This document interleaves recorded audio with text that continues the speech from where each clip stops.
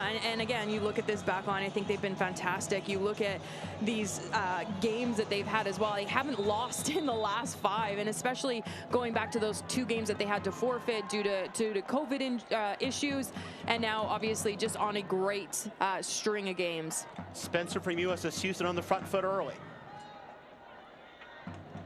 Jasmine Spencer knocked out the ball by O'Hara and wins a corner right away. 16 seconds into this match. This is exactly what I was touching on with Jasmine Spencer in the lineup. The best part about her is that she never changes her attitude, whether she's left off the starting 11 or gets selected to make an impact in this match. So expect to see a lot now, not only coming down this right-hand side, but now coming down the left, and that brings that balance of attacking threats within this Houston. Short corner from US played for Chapman.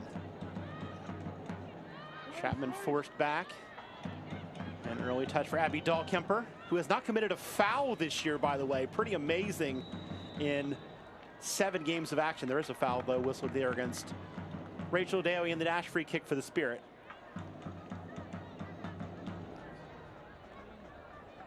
Washington hasn't played in 15 days since that 2-0 win at OL Reign. Dash also had the international break off after losing to Portland. And you mentioned Jasmine Spencer's contributions in the attacking end. You have to wonder if this team would be where they were if she hadn't played SWAT outside back for a couple games as well during the Olympic period. Spencer now playing it up for Daly. Stolen away by Andy Sullivan, who missed that OL Reign match, as well as the Spirit's midweek game before that with injury, but played for the U.S. during the break and is now back in the Spirit lineup.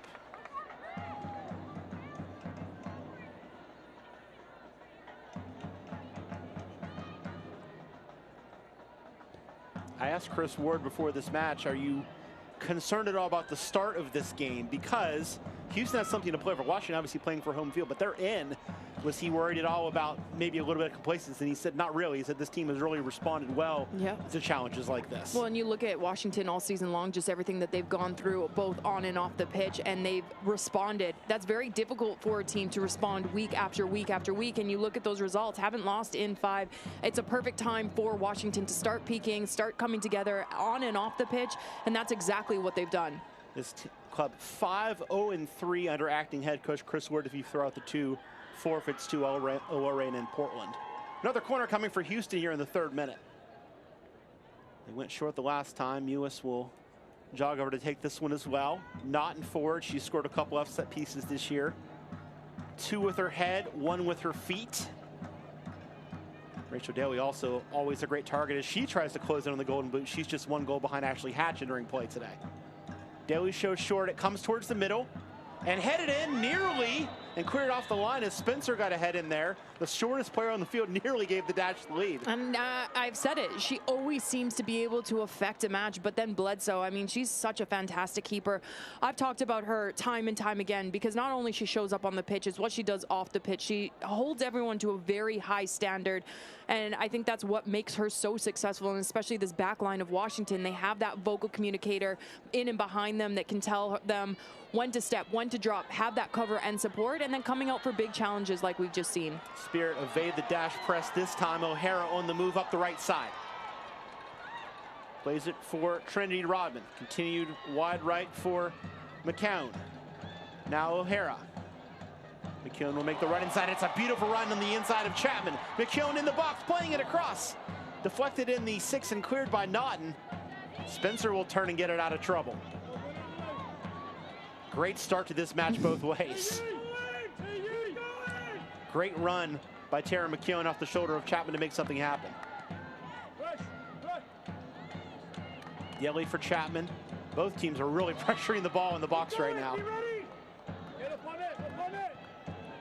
Naughton given away to Sullivan. Nice touch for McCown. Played in the middle now for Dorian Bailey. Slid in towards the middle. Touched on by McCown.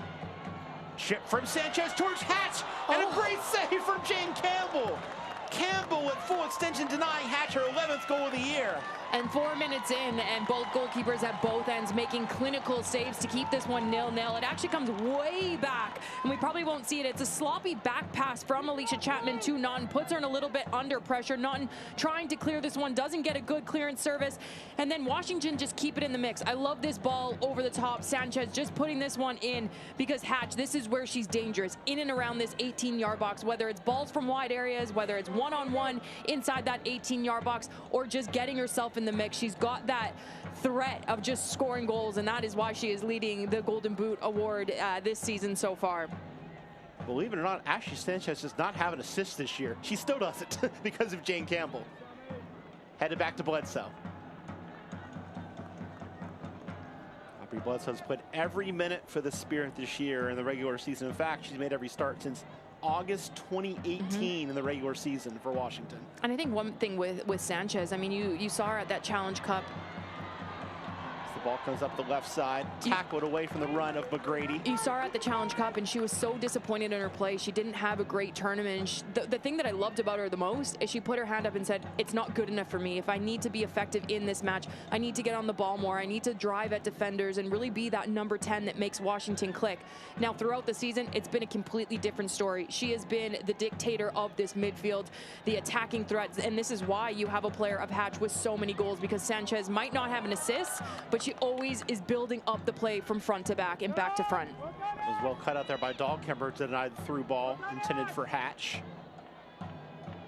Wacko Antonovsky's in the house at Audi Field today. Have to figure that he'll be taking a very close look at the likes of Sanchez and Rodman leading up to the next cycle for the U.S. I think that's the most exciting thing about this U.S. team is they have so much depth. Yes, we can talk about the Rapinos, the Alex Morgans, but you look at a lot of these players that are pushing and vying for that starting 11 spot to get themselves in the mix. We saw Emily Fox with her call up the last window, and she was fabulous. So again, can we keep building that? I think they have the perfect amount of time to start giving players experience within this full team. By whistle on Sam Staub gives the Dash a free kick. U.S. working up for Naughton. Schmidt under pressure. It's volleyed and given away. Header from Rodman. She tried to play Hatch through with that header. It's cut out by Naughton, and then the whistle goes against the Dash. Christy Mewis, 3 goals, 4 assists on the year, making her 16th start for Houston. Trying to get them in the playoffs for the first time in the regular season in NWSL. Of course, that Challenge Cup run last year showed they can handle a knockout competition.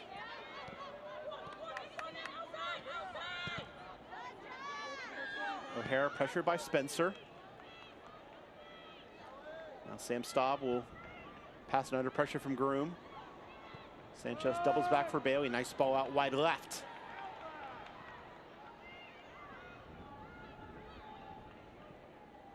McGrady gets it back from Staub.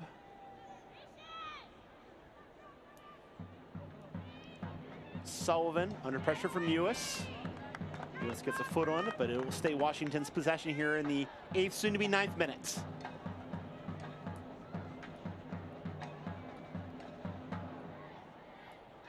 Spirit have already clinched their 4th playoff bid in franchise history. 2 semifinal losses to then Seattle Reign, followed by a victory over the Chicago Red Stars in 2016, and then a dramatic penalty kick loss in the finals to the Western New York Flash. Houston trying to make the playoffs for the first time ever in their history. Which is crazy because Houston is such a good team, and you look at the quality with...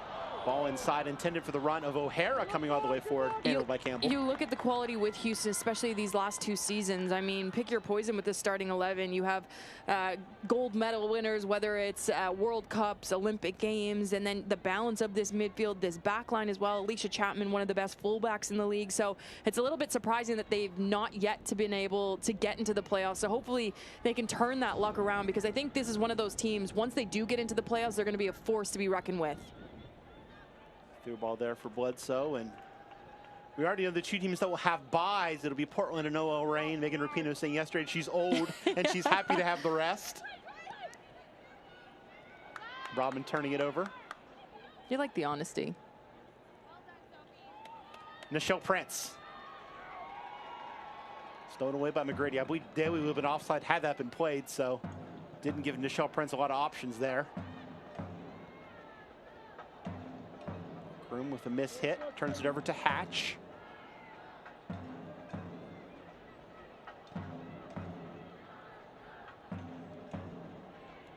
Taken away by Bailey. This Washington team preparing for the playoffs, hoping to get a home game here at Audi Field. One more match here. And Wynn would walk up that third seed. A tie or a loss would put it in the hands of Gotham FC, which kicks off in about 40 minutes. The final match of the regular season around the league. McCown stealing it away. Robin knew she was offside and let it roll, and the whistle will go up. Free kick for the Dash.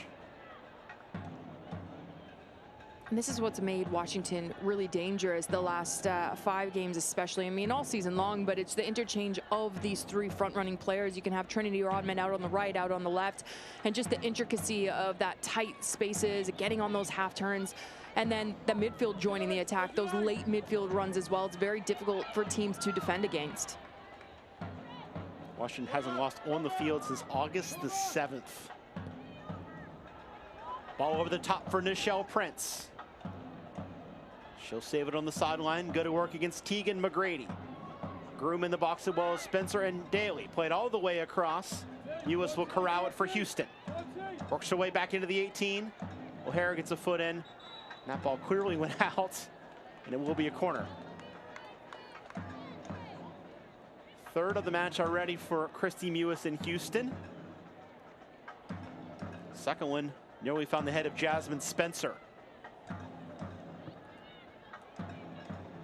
Spencer there shielding the keeper, Aubrey Bledsoe. See Groom, Daly, Prince and company in at the far post. What will Mewis do this time? Goes towards the middle. It's a great ball and headed over. It was a chance coming in from Haley Hansen, and it was a good one. And this is a fabulous ball into the box. I mean, Christy Mewis from corner kicks is outstanding. This last one is driven. It's right at head height and just can't nod this one down. You can see completely left alone in the box. Washington's defense caught sleeping. Sullivan doesn't track the runner, gets across. It's a great opportunity from Hansen, but just nods this one wide. Had the right idea in terms of going far post with that, with Bledsoe sneaking over to the near side. She didn't even need to go far post because she had everyone beat. That's power. I mean, and how Christy Mewis has whipped that in. It's low, it's driven, it's head height. All you have to do is redirect that one on target. Jasmine Spencer fouled Danielle Chesky in the middle for this on her 53rd NWSL match, 3rd in league history. Diliana Kwan, Maggie Short, vastly experienced ARs, and then Scarlett Agrawal, our 4th official, as you take a look at the foul on Sullivan versus Spencer. And you can see Sullivan trying to play ultra aggressive. This whole back line trying to play ultra aggressive on Nichelle Prince and Jasmine Spencer. Try to get them out of this match early because they know if those 2 players start to find a rhythm in this game, this back line's in trouble.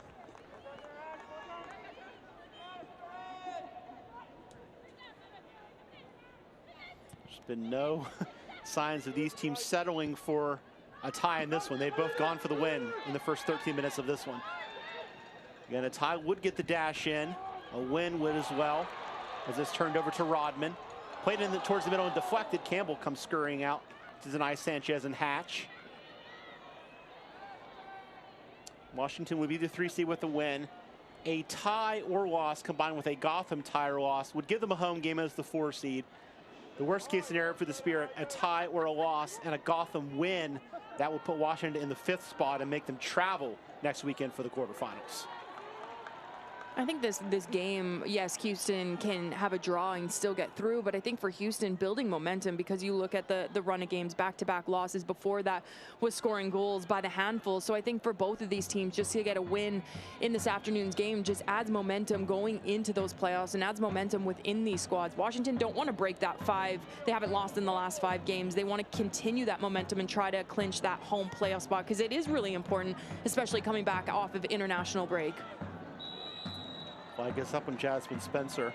You mentioned the winning streak for Washington, the unbeaten streak, I should say. It started with a tie against Houston, a 2-2 draw. And it was interesting that before the match, Chris Ward said, we look at that game as the one that got away for us. We had a 2-0 lead. Yep. Houston came back and got a draw. If we had held serve in that game, we wouldn't have to worry about the 3 seed. We'd already have it.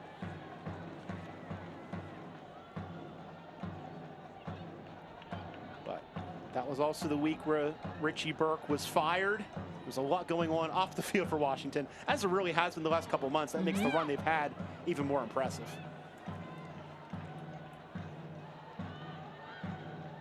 Abby Dahlkemper for Houston.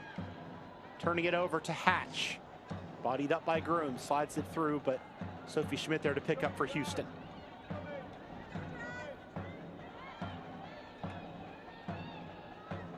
It's going to be an interesting offseason in a lot of ways, but especially on the coaching front. Decisions to make for Washington, for North Carolina. Becky Burley saying earlier this week she would not be in the running for the Orlando job. McGrady gets ahead on that one. That should be a corner for Houston, and it is. Louisville with a decision to make as well about Mario Sanchez's future. I feel like if Chris Ward wants the job, it should be his. The job that he's done the last couple months. He has. And speaking to a few people in and around the organization, they actually really respect him as a coach and the job that he's done, and just really got these players back on track. And this is coming from a few players within that team.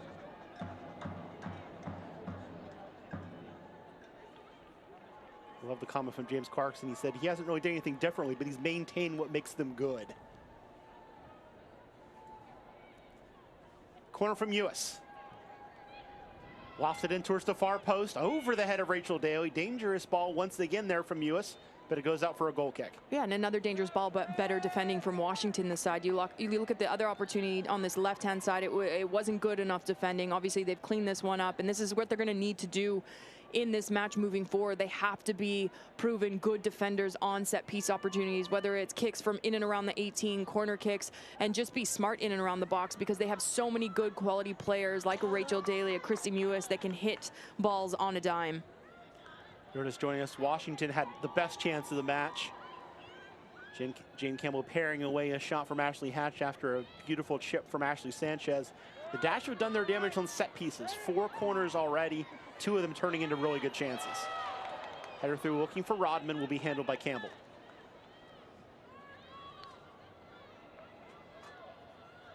Abby Dahlkemper.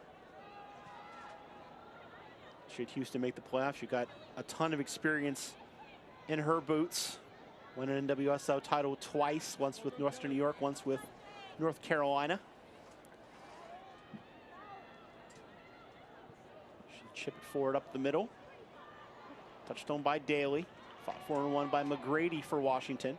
Now Dorian Bailey in a sandwich will lose out. Daly trying to stab it away from Sullivan, but she does enough to find Sam Staub, who returns it to Bledsoe. But under pressure, Washington will concede a throw-in.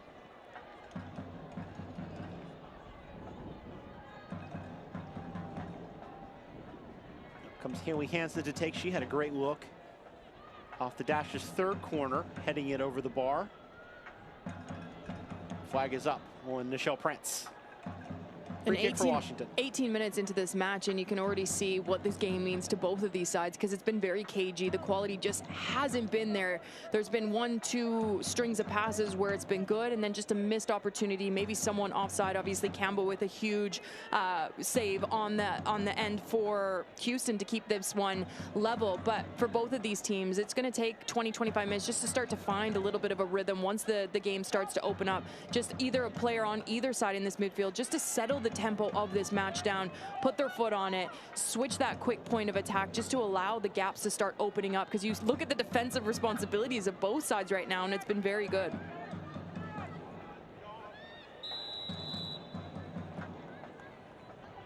Shea Groom has played in every match for Houston this year, making her 21st start. Not terribly pleased with Danielle Chesky's call. James Clarkson on the sideline, trying to pick up his 2nd win all time against the Spirit. And for Groom in a match like this, I mean, I've been on this side where it's a referee maybe you've have frustration with in the past. It's going to be especially important for players that have that little bit between their teeth, like a Rachel Daly, like a Shea Groom, like Groom, like even players like Trinity Rodman, just to keep their head level in a match like this. Be smart with tackles. Don't pick up a silly yellow card because you're trying to go back at a referee. I realize frustration does sit in when you have those past maybe memories, but so important in a game like this going into the playoffs.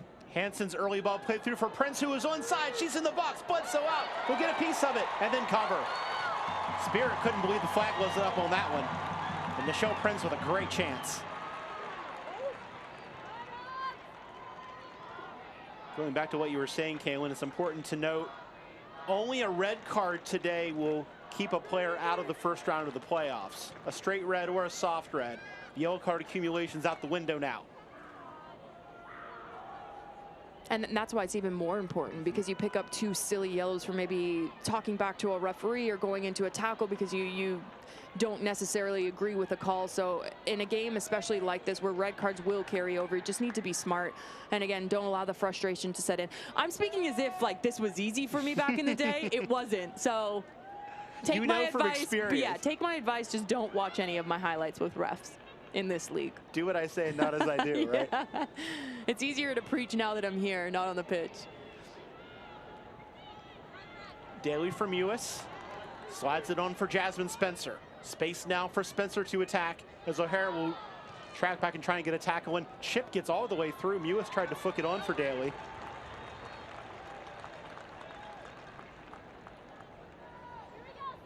Bledsoe's kept 7 clean sheets this year. Goals against average under 1 at 0.95 entering play today.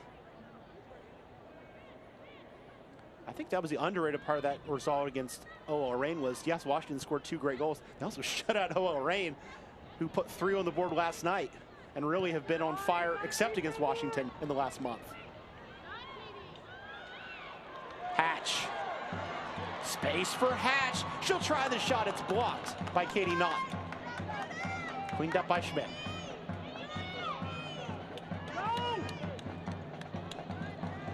Reset now for Jane Campbell here in the 22nd minute. Michael Minute, Kaylin Kai here at Audi Field. It's been a really good one as advertised here on Decision Day at NWSL. First of 2 matches today that will decide playoff positioning and playoff seeding. Rachel Daly trying to get Houston on the board early. On the right side of the box, takes the shot across the face of goal and misses the target. I don't mind this from Daly, but look, you have late runners coming in, and it's a very tough angle. You have the cover and support of the defenders. She just needs to put her foot on this. I mean, it's great heads-up play from Nichelle Prince. That forward run of Daly, and here you can see tough angle. She has the vision. She can see this late run. You can actually see her take that little quick look. She decides to have a go, which again, early on in a game, but you look at Bledsoe and you look at Campbell, you're not going to beat them from those distances and those angles. So I would love to have seen just that quick cut back with those late midfield runs that I touched on earlier in this game.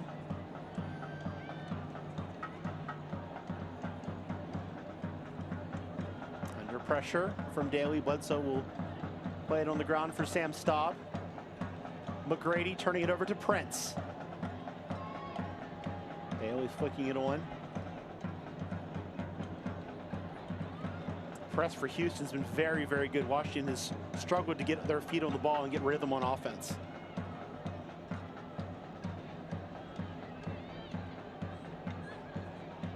Dahlkemper for Hansen. Christine Mewis's chip into space, trying to pick out Nichelle Prince, and the flag is up on Nichelle Prince. And Nichelle Prince just needs to be a little bit more clever for these ones, because she's got the pace to beat this back line. It's just that quick look across the line to see where those defenders are. The earlier chance where Bledsoe came out and saved it, to me, it did look offside. Obviously, linesman did keep the flag down on that one. But for the wingers of this team, you have Jasmine Spencer and Nichelle Prince that are so they have that pace. So it's that quick look across the back line, hold up your run, and then go. Because that's how Washington's defense is going to play you right now. Obviously, you've just caught you in 2 offside positions because it's that little look, that quick early step of 5-6 yards. Sophie Schmidt avoiding Ashley Sanchez's challenge, turns it over. Sonnet.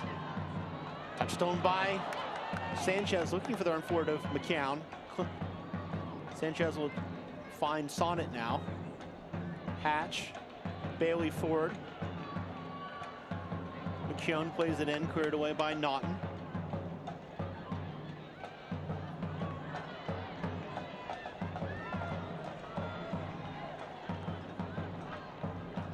O'Hara wanted to go long.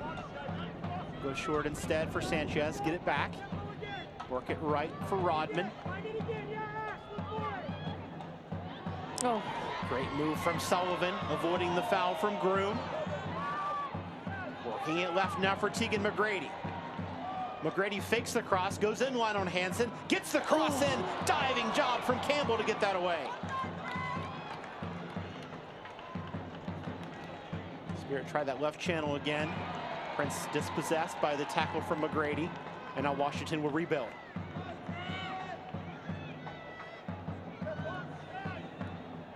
Sonnet for Sanchez. Hatch. One away by Naughton. No foul there as O'Hara will win the ball. Plays it looking for Sanchez, cleared away by Naughton this time.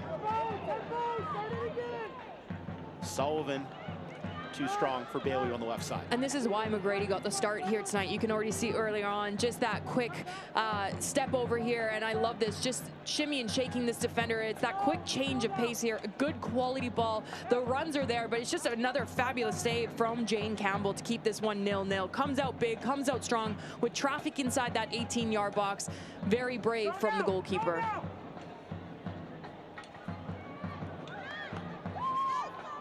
Sophie Schmidt on the floor looking for Daly. It'll come through for Staub instead, and she'll shepherd it back to Aubrey Bledsoe.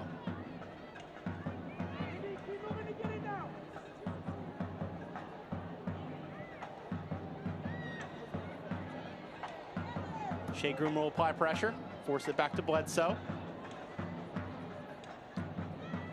Bledsoe for O'Hara. Switch into the middle. Volleyed on by Sullivan. Chested down and played through now for the run of Sanchez just behind her heels. And Chapman will clear it for a throw-in.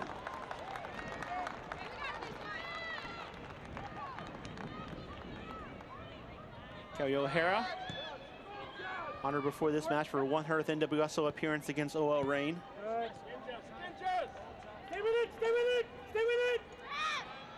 Went over 1,000 minutes for the season in this game. First time she's done in this league since 2017. Obviously some of that international duty, but some of that's just been she hasn't been healthy in the last couple years. This year has been a nice exception. And she's been fabulous as well. I mean, just such a leader for this team, and then just the quality she brings into matches. McGrady, heavily pressured by Prince, forced back to Staub.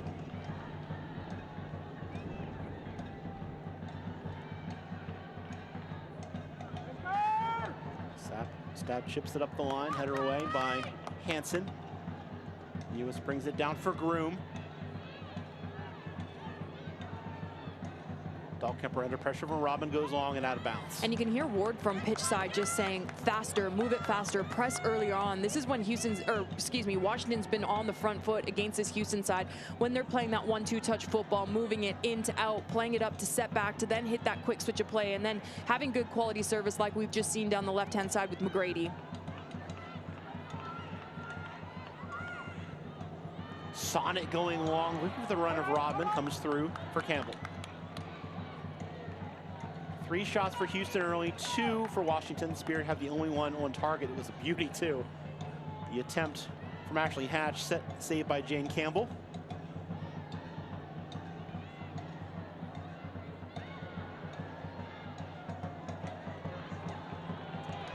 Ball for Hatch, cut out by Katie Naughton. Spirit are going to finish between 3rd and 5th, depending on their result and the other results. The Dash can still finish as high as 5th as well.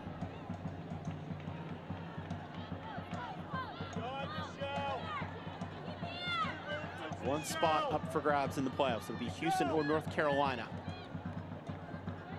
The ball there, easily picked out by Bledsoe.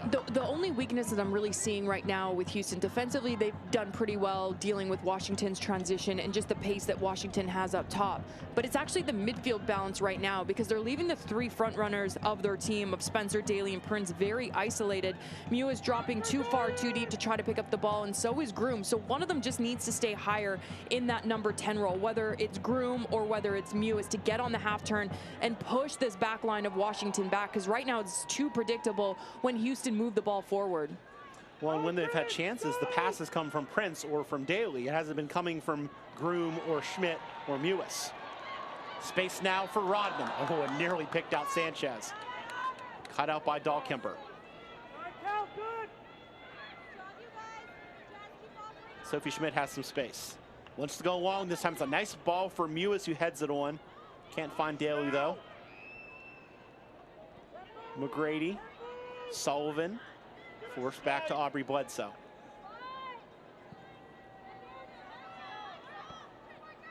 Down low by Rodman. She'll work in O'Hara.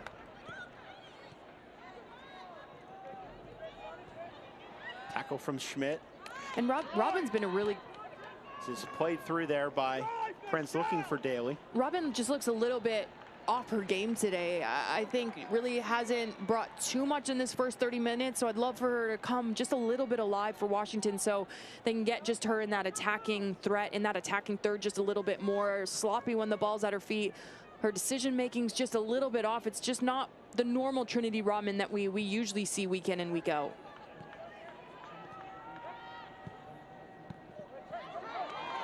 Sanchez. Running at the back four. Options of plenty for her. Picks the one on the right for Rodman. Deflected by Sanchez. Played through for Rodman. Cut out there in the middle by Sophie Schmidt. Go ahead, tight. Go ahead, tight. Tight. Keep going. Keep going. Groom. Prince. Christy Mewis. The chip for Daly. It's a good ball. Daly cutting back on the edge of the 18. Daly with the shot, blocked by Staub. And this is that second opportunity we've now seen Rachel Daly just force that final third and not get quality off of it. Yes, they have a throw in down this right-hand side, but sometimes as your front runner, just put your foot on the ball, slow the tempo down, allow your players to get up in and around this attacking third, and just kind of take the air out of the tires a little bit. Mr. Daly scoring twice for England against Latvia. World Cup qualifying during the international break. Dispossessed there. Hatch from Sanchez. Blocked by Hansen.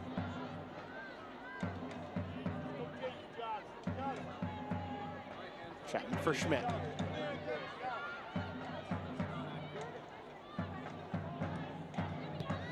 Chapman and Spencer combining. Comes back again left for Jasmine Spencer. Beautiful work here to find Mewis. Back out again left for Spencer.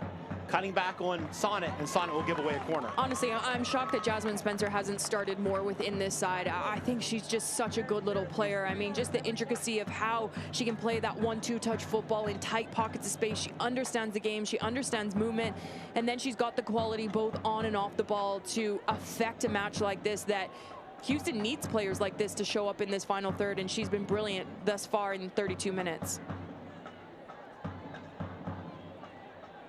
Fifth corner of the afternoon for Christy Mewis in Houston.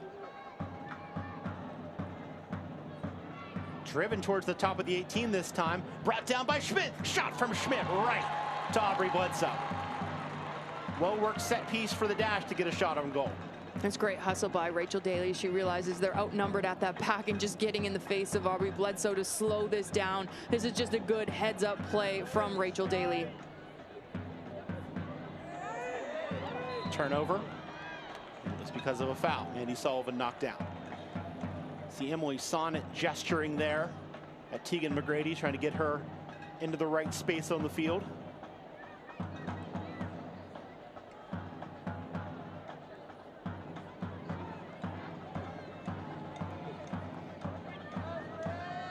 Spirit have had 53% of the possession. Dash with a 4-2 edge in shots. And quite frankly, Washington with the better chances, though. I mean, better quality. 2 massive saves from Campbell. One at point blank, and then one just coming out on that cross. Great work from Sullivan to pick out Sanchez. Right it comes now for Trinity Rodman. Rodman's cross against the grain. Cleared out by Schmidt. Saved by Spencer. And done well to play it off and win a throw-in. Trinity Rodman, the only player in the league with 5 goals and 5 assists. Her 19th start of the season. Stolen away now by Rodman. Sanchez. Cross in from Sanchez, blocked by Chapman. Sanchez will try again towards the far post, headed away by Haley Hansen. And into a good space now for Nichelle Prince. Through now for Mua, she won't get to it. And then this is that build-up I was talking about. There's just no one sitting in that pocket of space, that quick outlet pass. Obviously, Nichelle Prince picking this one up. And it's Mewis trying to break this back line. Instead of just putting on the brakes, showing side by side just to allow some more passes and a little bit of breather.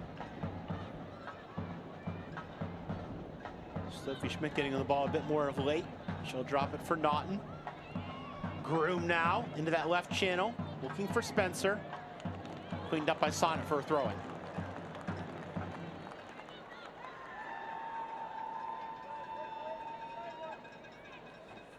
Shea Groom will get an assist from the crowd, but then decides to take the ball off the stanchion instead. Groom playing it in towards Spencer, but O'Hara there to work it back to Bledsoe.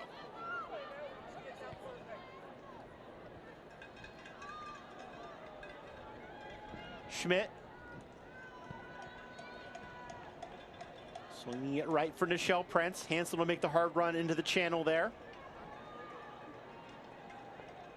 Prince. Grady gets a foot in. Great defensive work.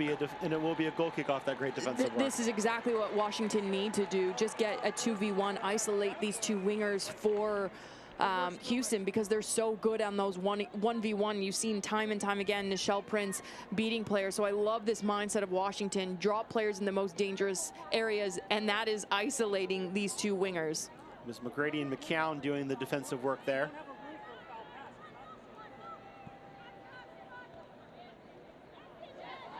Sanchez with some great work to beat Sophie Schmidt.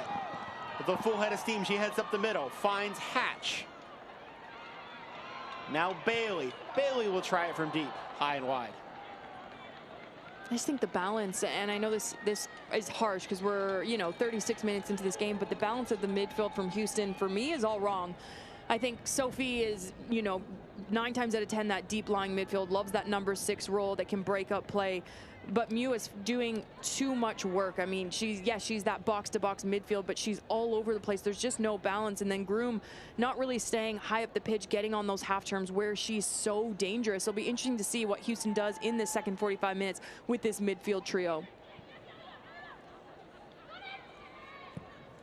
Mewis going up the line this time. Sonnet will beat Spencer to it. Work it back to Aubrey Bledsoe. Brought down by Sullivan. Hatch posting up. Does well to find O'Hara on the right side. Lots of space for the U.S. international. Rodman. Cross is deflected by Schmidt. Falls to the feet of Groom.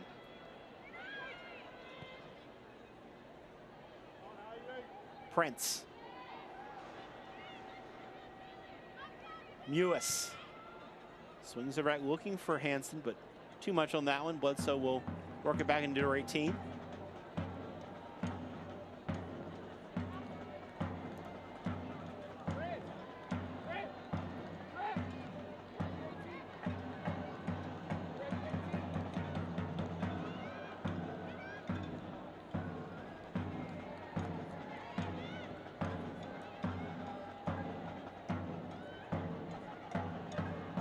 Sam Staub for McGrady. Touch back now for Bailey. Possession given away to Dahlkemper, but stolen back by Washington. It's Hatch. Sanchez. Hatch can't get by Dahlkemper. Groom gets a tackle and commits the foul on Sanchez. Free kick for Washington. Frustration there from Shea Groom.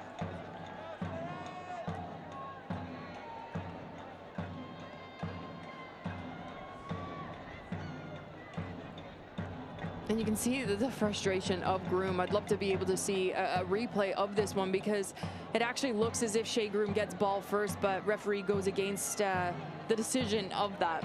4th foul she's already caught on Groom today.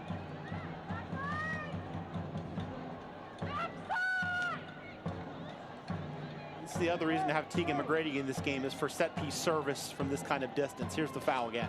And you can see this. You can see, no, it is the right call. Coming through the backside, it is 100% the right call. I thought she had one ball first, but didn't. Came through the backside, so correct call from the referee. McGrady plays it in towards the top of the 18. W through by Sonnet. Took a touch on the way through. Last off a Washington player. It will be Houston's goal kick in the 40th minute. No goals. No goals because of Jane this. Campbell. She's been outstanding. I mean, both goalkeepers have been outstanding. I think Bledsoe on the opposite end, Campbell here. I mean, coming out big and brave. And this is what you need when you're going into the playoffs. You're trying to keep a run alive. For Washington, haven't lost in the last 5. And for Houston, back-to-back losses. You need your goalkeepers to step up big. And they have done that here in the first 45 minutes. I was thinking on the way in, Kaylin, I would not want to gamble on who's going to win this league this year. All 6 of the teams that are going to make the playoffs are capable of going all the way. And I think, too, it's important when... Spencer now on the left side. Will track it down. Look for some help. Finds it with Mewis. Cross in from Mewis. Headed away by Staub. Continued by Bailey. Given away back, though, to Mewis. Rachel Daly. Schmidt. Shipped in. Touched by Ashley Hatch for Washington. Now it's Chapman going left. Oh, another good combination with Spencer. This time, the final ball finds its way to O'Hara's feet. Spencer harassing, forcing the Quarrens out towards the sideline. Kept alive by Chapman. Played forward, and Spencer knew she was off and let it roll, allowing Aubrey Bledsoe to get that one.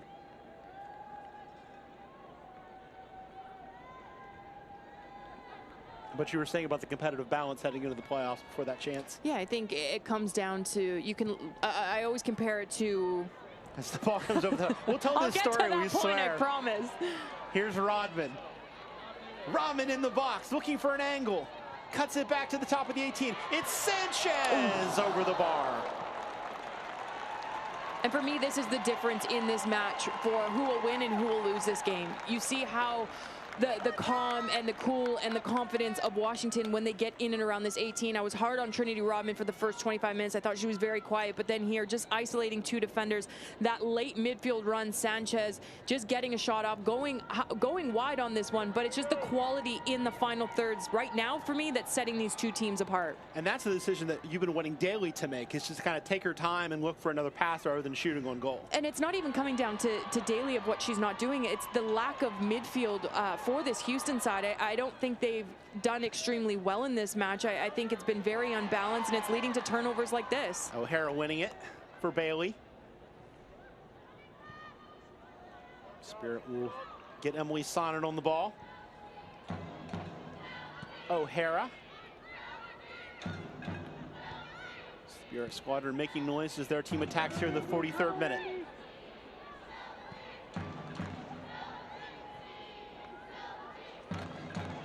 Chapman dropping it back. Spirit Squadron making their opinions felt as Staub drops it back for Bledsoe.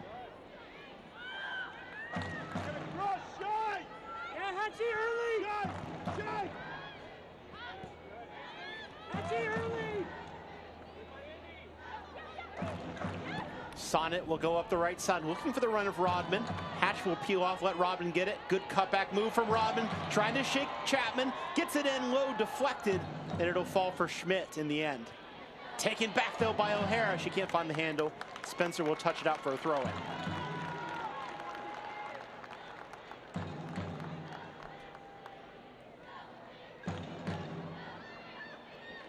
Hatch running into that space to win the ball with her chest. Harris ball a little soft, and Sullivan has to foul Daly. She doesn't agree with that call either.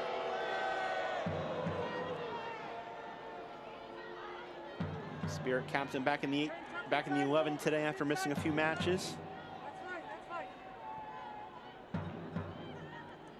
Got the start for one of the U.S.'s matches against South Korea during the international break.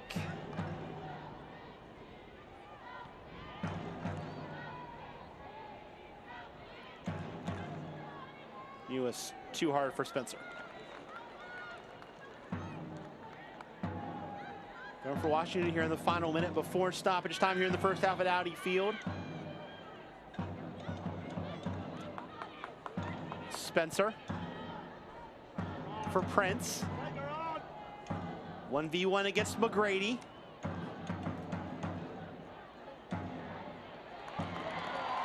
Taken away by McKeown. Hatch making the run out for left shoulder. McKeown will stay on the ball. Chesky waving play on. Comes centrally for Sanchez and is given away. Back comes Groom the other way. Ball will spin on the sideline and stay in touch for her. Given away to Sullivan. Last attack of this half. Sullivan going long, looking for Hatch. Dahlkemper will cut it out for Hansen. And right at 45, Danielle Chesky blows the whistle. So Kaylin, no goals, but it's been a fun first half here on Decision Day. It really has. I think the difference in here, you look at Jane Campbell not happy because of the opportunities that Washington have had in and around this 18. I think for Houston, they got to sort it out in the middle of the park. It's not good enough. Sloppy passes, sloppy giveaways, not balanced, which is sucking the front runners of Spencer Daly and Prince down into positions where they're not successful. So something needs to change, whether it's a substitute at 45, bringing a midfielder off the bench for Houston. For Washington, keep going, because you can almost feel a goal coming for them. The Dasher in as of right now with this result. A tie would get the job done. Washington with a tie would need help from Gotham to get a home game here on Halloween. Good fun from Waldo. 0-0 here at the break at Audi Field. We'll be back with halftime highlights after this.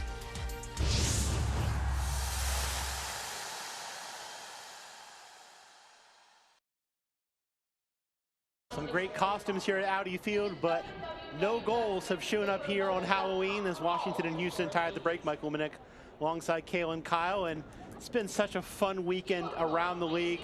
And it started with Kansas City and OO Reign, the unveiling of a new logo, a new name, some good stuff here for the brand new Kansas City Current. I mean, just what they're doing here. I mean, this logo is outstanding.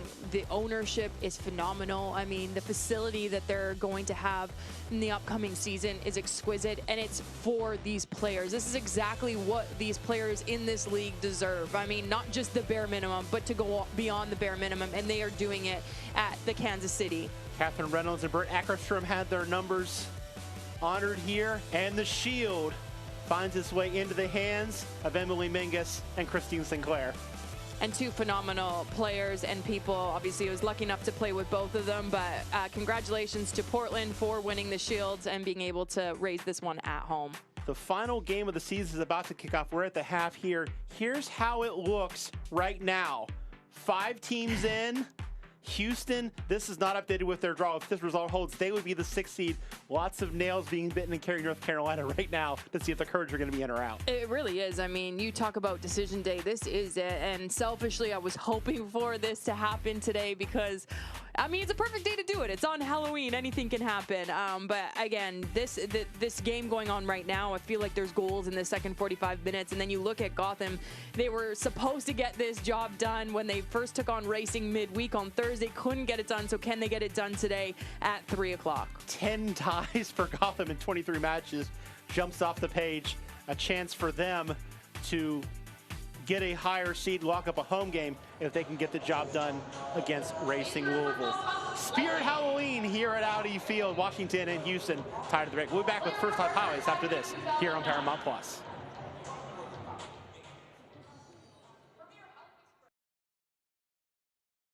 You know it's a big match when Tigger's in the house at Audi Field. Washington and Houston tied 0-0 here at the break on Halloween. Michael Minnick with Kaylin Kyle. And Kaylin, it's a big match. Both teams want to win, improve their playoff positioning, and they went for it in the first half. Yeah, they did. I wasn't overly impressed with Houston, if I'm being honest. I think Washington had the better of chances. Jane Campbell came up massive in this final third. I mean, again, this one from point range with Hatch just being denied. There was another opportunity later on. I mean, Jane Campbell was massive, and so was Bledsoe on the other end. I mean, then jumping to the 12th minute here on a set piece, obviously corner kick coming from Ewis. It's a fabulous ball into the box, just mishit. I mean, loses both of her defenders and just nods this one up and over the bar. When you have service like that, you just need to redirect it. Doesn't need to be perfect because it already has the power on it.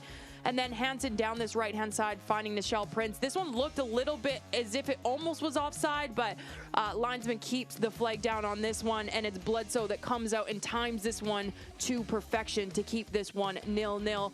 In the later part of this first 45 minutes, Rodman, I thought she was quiet the first 30 minutes, started to come alive here, just putting on the brakes at 2v1. Sanchez on top of this 18-yard box. I mean, Campbell would have had this one stopped, but it's been Washington for me with the better opportunities. Playing well at home, trying to lock up a home game with a win, a tie, or a loss. They would need help from Gotham to get that home game. First half stats, what stands out to you? I mean, I think it's pretty an even match. I just think the quality in the final third for Washington has been a little bit better. It's Houston's midfield that's really let me down today. I think you look at Groom, Ewis, and Schmidt, all fantastic players, just look a little bit off page with one another. Just the balance hasn't been there, which has led to not successful attempts in that final third with Spencer, Daly, and Prince. 45 minutes to determine where the Spirit will be seated. 45 minutes to see if the Dash are going to have a season after today. Costumes aplenty, but no goals to speak of. Like you said, I think we're going to have more in the second half here from Audi Field. Washington and Houston here on Paramount Plus.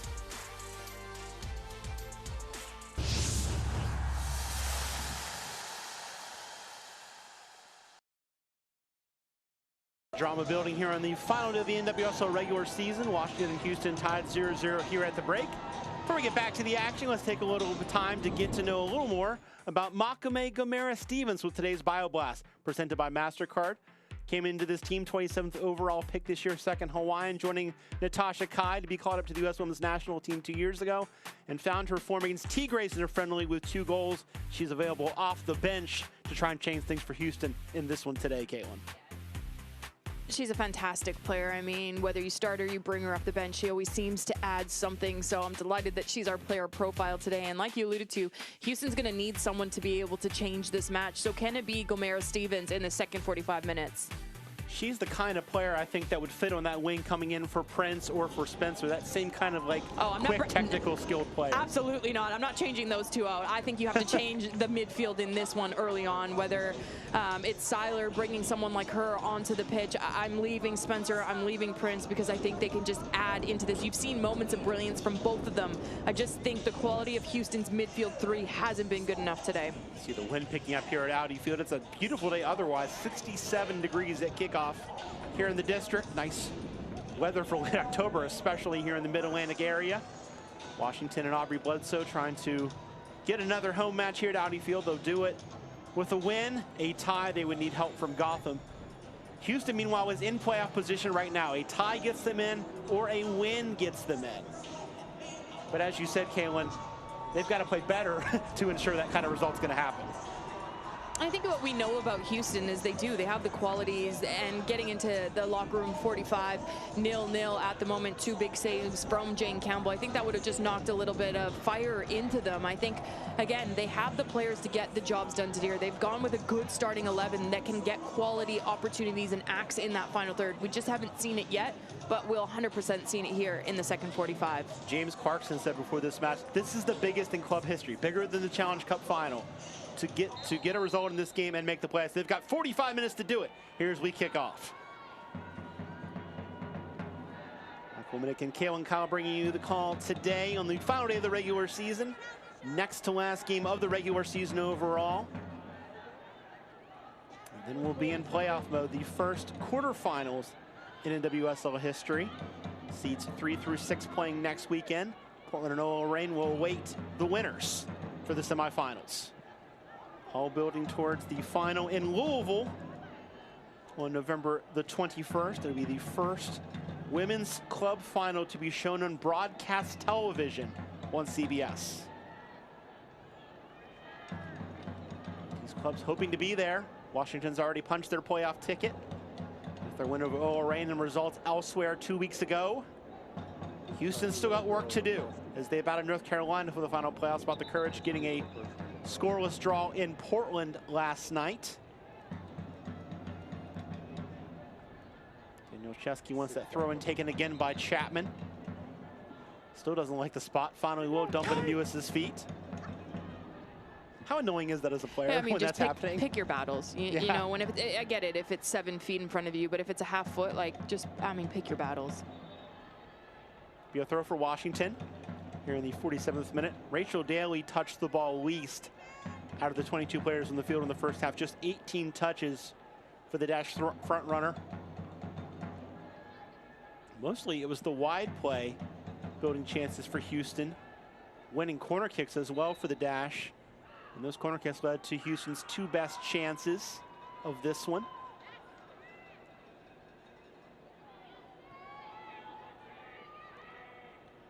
Brought down, but turned over by Washington. It's Prince.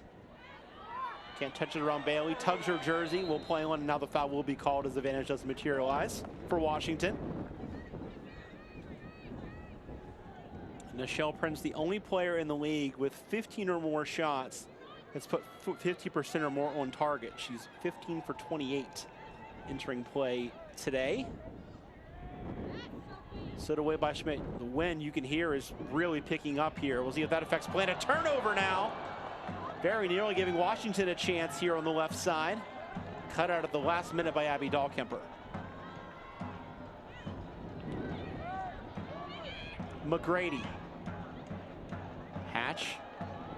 Nicely weighted ball left. Dorian Bailey was not able to save it though. It was close, but it will be a throw in for Houston.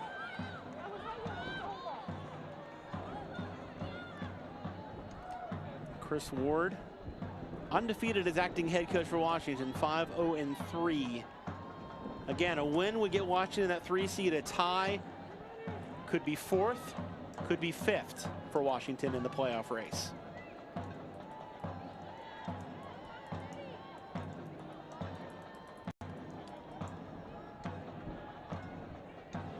No changes at the half for either side.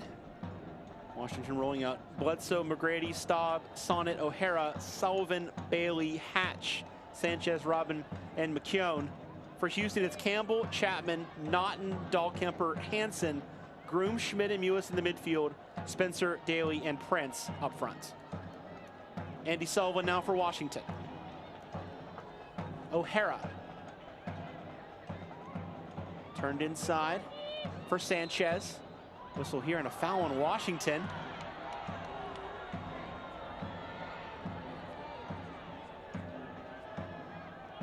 Frustration there for the Spirit and Dorian Bailey.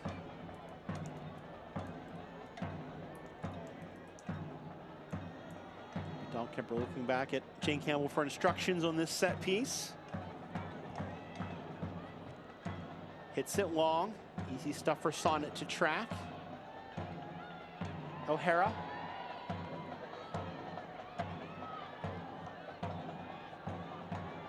Sanchez turns inside. Will play on as Sullivan finds the feet of McCown. Played into space. Now looking for Hatch. Out comes Campbell. Whistle blows. Flag is up on the far side.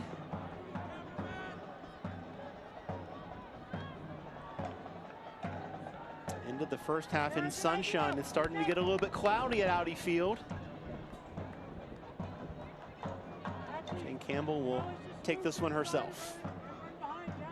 Fantastic save on Ashley Hatch early in this game to keep it 0-0. Good candidate for our final regular season save of the week, I would think.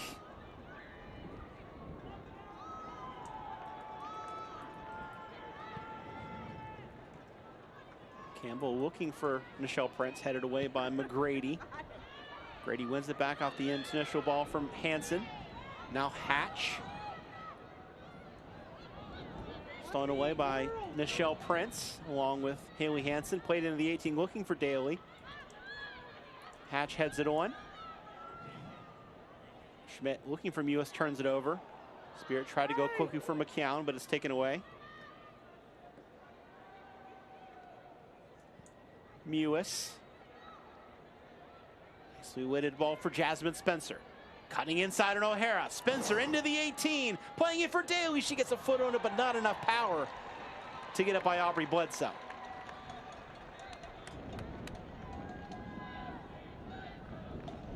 With The decision to start Jasmine Spencer continues to pay off for Houston. It does, and this is why I wouldn't sub either Jasmine Spencer or Nichelle Prince-Off in a match like this, because how they can isolate players 1v1 and get good balls into this 18-yard box just doesn't come off for Daly, but it's starting to build. You can see them pressing higher up the pitch. And getting rewarded with the steal from Prince. Ball inside looking for Daly, but didn't have the angle to fool Aubrey Bledsoe.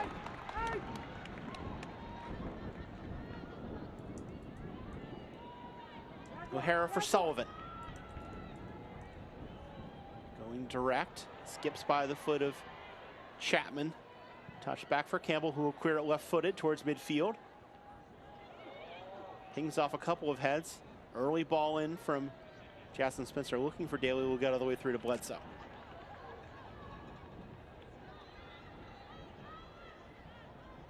After pressing for a lot of that first half, Houston's content to let Staub handle this one. Knocks it forward, touchdown by Hatch into space.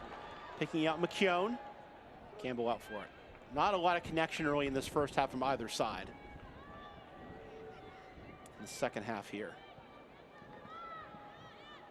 Mewis. Daly. Shea Groom. Early. Turned over. And this is just that it was quality, on, like you said. because you saw Sophie Schmidt getting the ball in this midfield. There was way better balance in this midfield trio that I was trying to touch on in this first 45 minutes. It just wasn't there. And then it's just a missed pass. You see Shea Groom in a good opportunity. As O'Hara saves it up the right side. Going to work on Chapman. Plays it in for Rodman. Rodman's chip over the bar.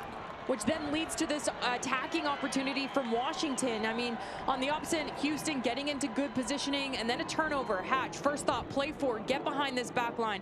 O'Hara driving down this right-hand side, keeps this one in just with that clever little touch. I love this from O'Hara. Just slows down, isolates Chapman here. Trinity Rodman just popping off that back four, trying to get this shot on target. But this is the difference with the quality in the final third. Yes, it doesn't go on target, but it's a better opportunity. You saw on the opposite end, Houston in a good opportunity, but just a wasted pass. Shea Groom needed to play that behind earlier. McGrady. Ashley Hatch.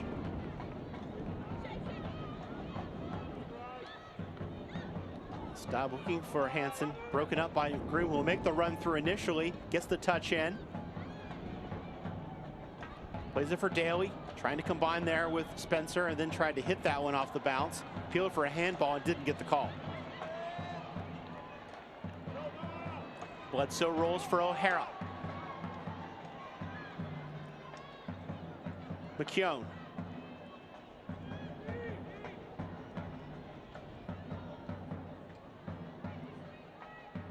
Sonnet.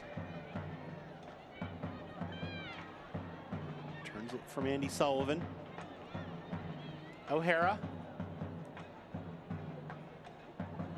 Rodman. Rodman into the 18, sets up the left foot, rips a shot, and forces a save from Campbell. And this is the Trinity Rodman that we know and we love. I mean, just having this confidence, a little bit quiet in that first 45 minutes, started to find her feet towards the end of that half, and has come out here on fire in the second 45 minutes. Again, picking this ball up down this right-hand side, beating two defenders, and a good defender in Alicia Chapman, just leaves her standing still, gets the shot off top of the 18-yard box. We mentioned Vlatko Antonovsky here. He's got to love seeing Robin do that against international quality outside back. Out for a throw in for Washington.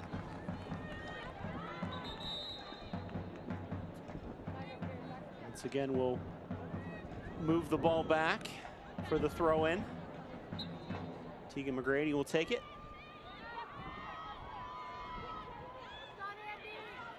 Sullivan. Dumping in, looking for McKeown. Cleared out by Dahlkemper for a throw-in. Substitutes warming up for both sides. No changes made yet here on decision day. Again, Houston would get in the playoffs with this tie. Washington would miss out on the third seed. It would go to Chicago if this match ends in a tie. And they would be looking at being in the 4-5 game, either hosting or traveling. McGrady for Hatch. Now Sanchez. Back for Hatch. Hatch into the 18. Dropping it back. First time shot from Sullivan. Campbell had it covered as it goes wide. And you can feel just Washington knocking on that doorstep, but that a goal is just at the tip of their tongue. I mean, just the quality here. I mean, Sanchez finding Hatch here, just having the quality to find Sullivan top of this 18-yard box, pushing this one wide. Jane Campbell, though, outstanding. Would have had this one covered, would have probably pushed this one out of danger. But I love this from Sullivan having to go here, top of the 18. Beautiful fall day here at Audi Field in Washington, D.C. Final day of the regular season here at NWSL. I feel like this season's flown by. Is it just me? Absolutely. It's been so good. The best, I think you can easily say, especially with the way this has gone down to the last day, best regular season in terms of competitiveness in the history of this league.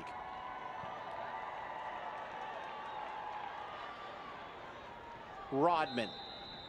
Whistle blows against her. We've had dominant teams in the past, certainly those early Seattle teams, North Carolina of more recent vintage. But as I said earlier, Portland wins the Shield. They've had a great year, but they win it by 2 points over Lorraine. I mean, there's only 11 points separating the last playoff spot from the Shield, and sometimes that's the difference between first and second in this league. Chris Ward not pleased with the call.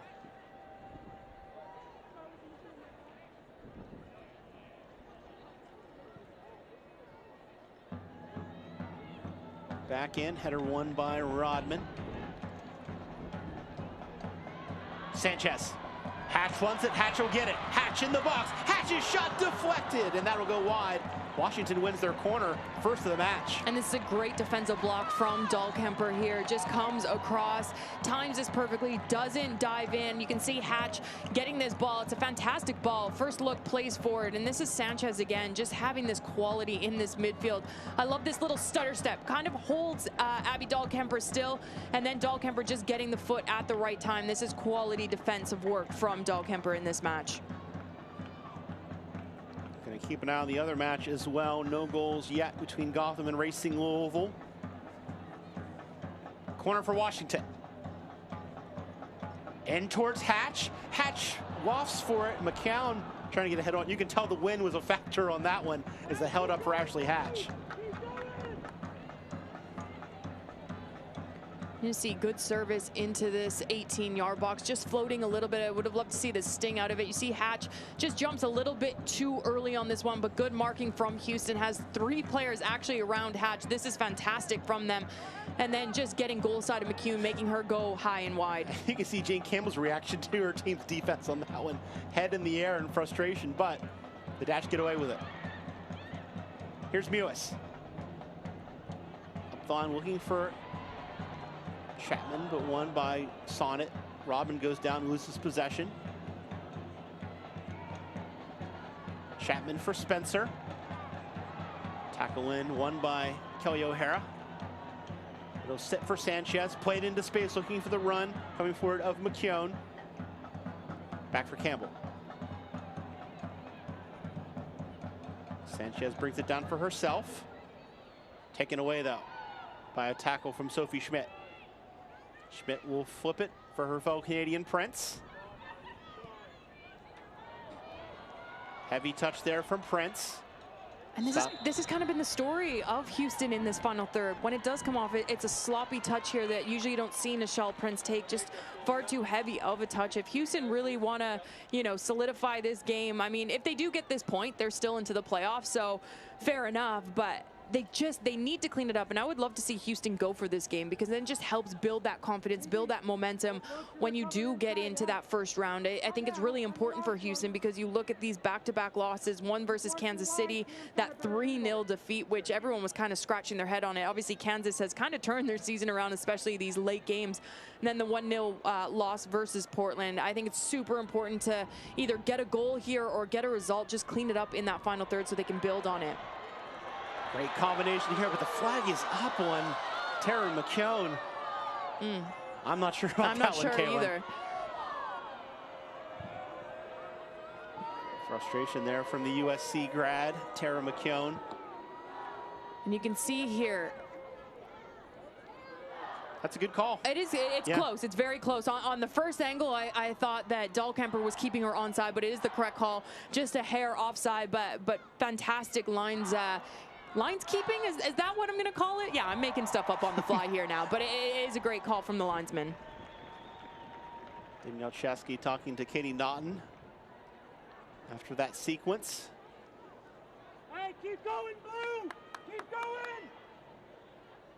Encouragement there from the Spirit sideline here in the 62nd minute. Jane Campbell will work it up for the set piece.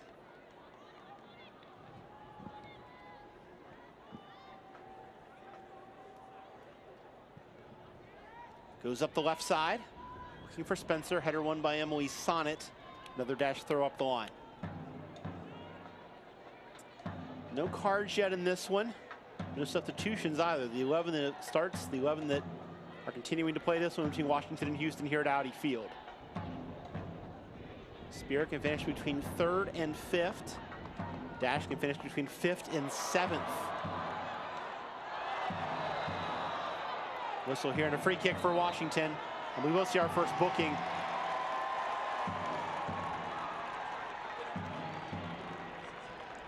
Katie Naughton shown the yellow. You see a replay of it here with the foul. It's a good ball in behind this back line. You see Naughton just coming across here, shoulder to shoulder. A yellow card? I think it's a really harsh yellow. That's if I'm not being a yellow for me. Okay, if I'm being completely honest, foul, maybe a light foul. It's shoulder to shoulder contact. Obviously, the foul would be called with just that toe poke, maybe catches the little bit of her boot. But a yellow card for me, that's a very harsh yellow card in the 60th minute mark for one of your center backs. Danielle Chesky's handled 124 in her refereeing career in NWSL. That's second. 25. Serve from Sullivan, headed out by Katie Naughton. Sullivan pressured by Spencer. For Emily Sonnet. Sonnet trying to shake Naughton. Sonnet still fighting for it in the box against Chapman. And Chapman will knock it out for a throw-in.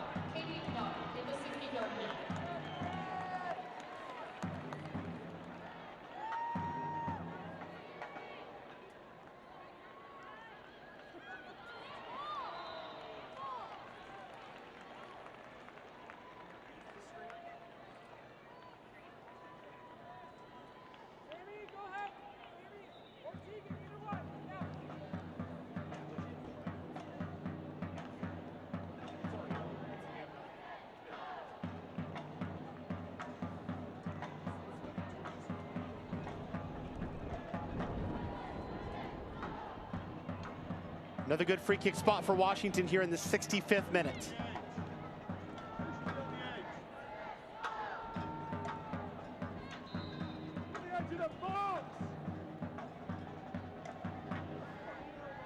Service in towards the middle, headed out initially by Houston. Second ball falls for Kelly O'Hara, and she blasts it over. You love to see Kelly O'Hara going for this one because you've seen her hit this shot, but I mean, you get it into the mix. You have 5 players inside that 18-yard box. Just has to be good service, hopefully a redirection here. She's trying to go for glory to get Washington up on the score. She knows she's done it wrong. She's smiling, she's laughing, but you would have loved to see O'Hara just put this one back across into the mix. Goal kick for Jane Campbell. Abby Dahlkemper will take it short. Turn from Katie Naughton. Spirit trying to tighten the noose here as it comes up the line. Daly unable to save that one.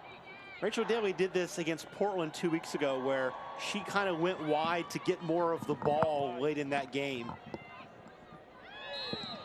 Whistle here, and another foul drawn by the Spirit and Ashley Hatch.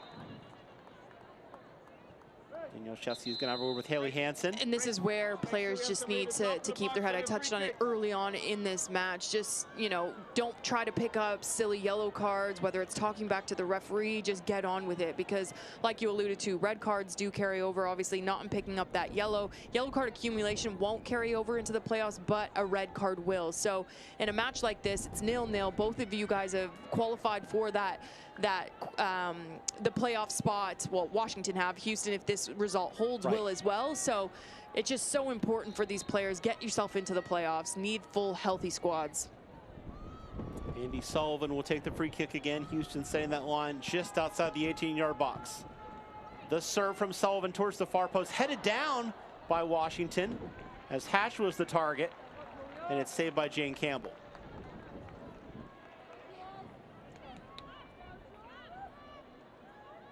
It's a different light here in the second half, especially for Jane Campbell to look into in that goal.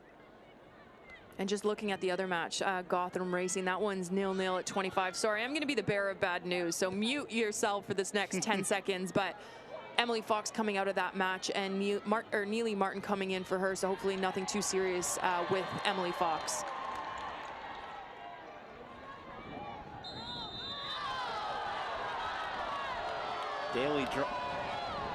Daly drawing the foul there, much to the crowd's chagrin. And now Houston with a good free kick opportunity.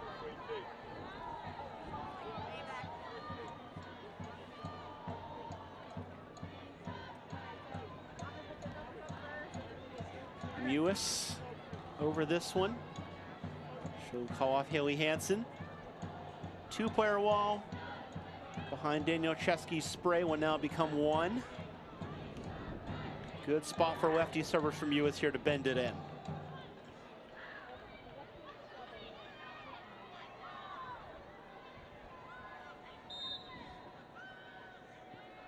Here it comes from Mewis. Towards the far post, caught by Bledsoe. Naughton was the target for Houston. Bledsoe wanted to go quickly, but again, as you mentioned earlier, Rachel Daly does a nice job of just disrupting that. Will be laid at the feet of Andy Sullivan.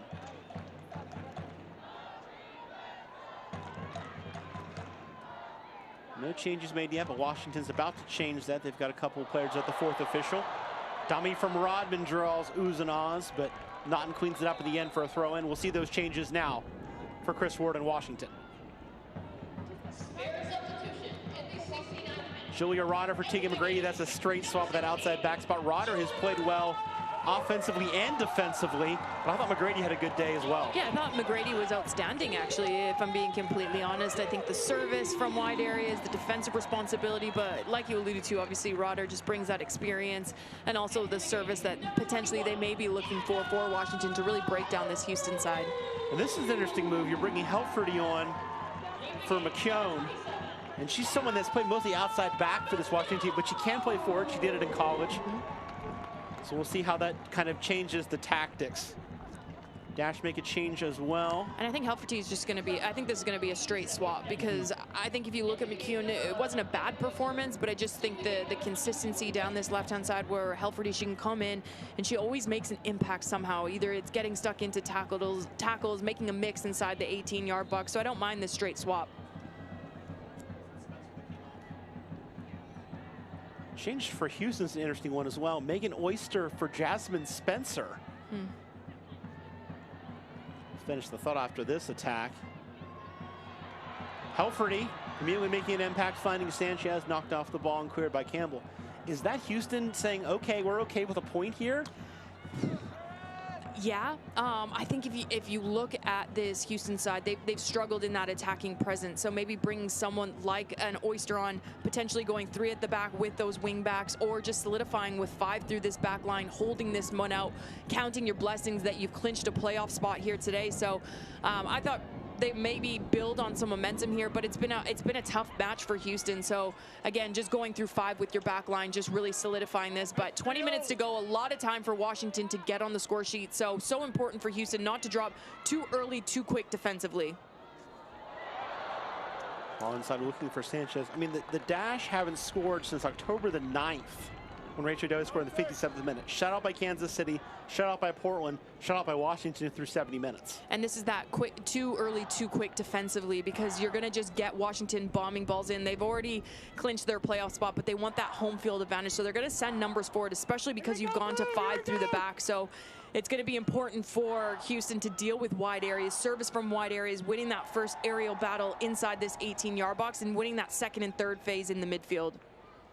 So if the season ended right now with the snap of the fingers, Washington would be the 4 seed, Gotham would be the 5 seed, Houston would be the 6 seed. That's where we sit right now in the 72nd minute with 2 ties here in the Sunday matches.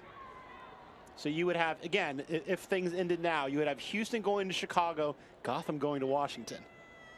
That would be an outstanding match.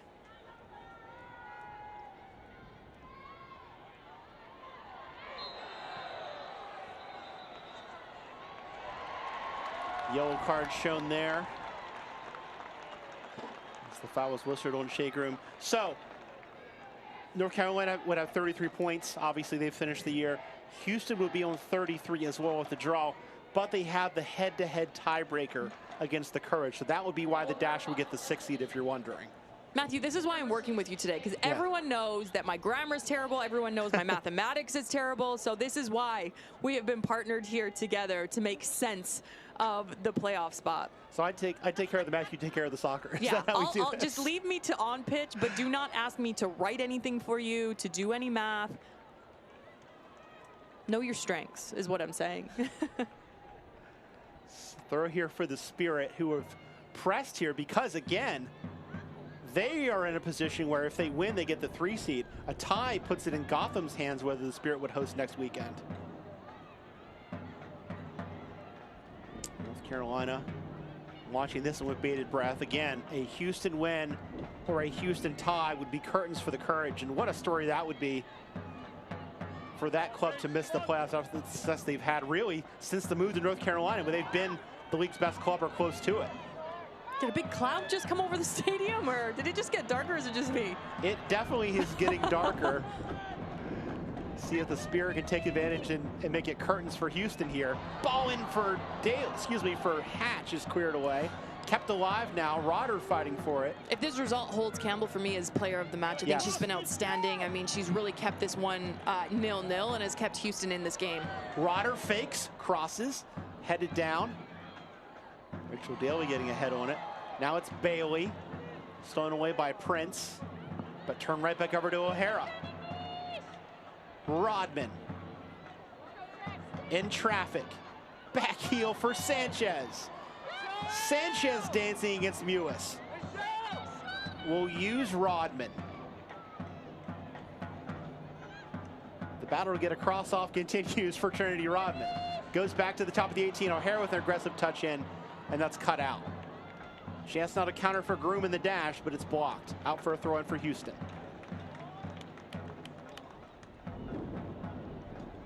One goal would change the equation substantially in terms of the playoffs, obviously, depending on who scores it. If it's Washington, Houston's looking at being out.